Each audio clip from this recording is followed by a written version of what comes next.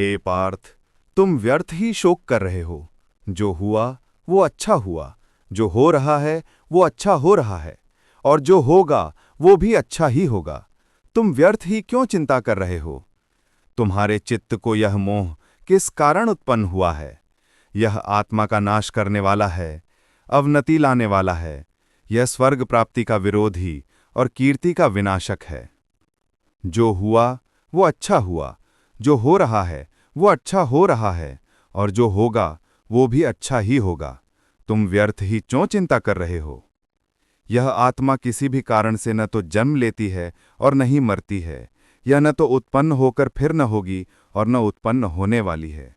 यह अजन्मा, नित्य, शाश्वत और पुरातन है।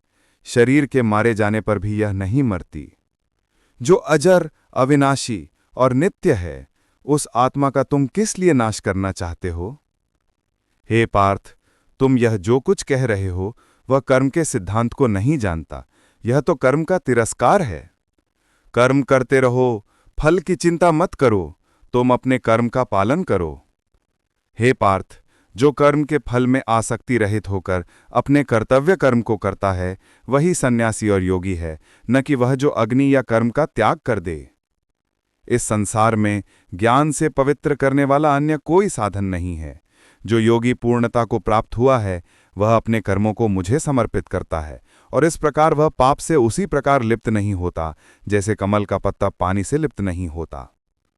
मन को मुझ पर केंद्रित करो, मुझ में समर्पित रहो, मेरी पूजा करो और मुझे प्रणाम करो। ऐसा करने से तुम मुझे प्राप्त होगे। मैं तुम्हें सभी पापों से मुक्त कर दूंगा, चिंता मत करो। जो अपने मन को वश में कर लेता है वह अपना सबसे बड़ा मित्र प्राप्त करता है, लेकिन जो ऐसा नहीं कर पाता उसका मन ही उसका सबसे बड़ा शत्रु बन जाता है। संदेह करने वाले को न तो इस लोक में सुख मिलता है, न ही परलोक में।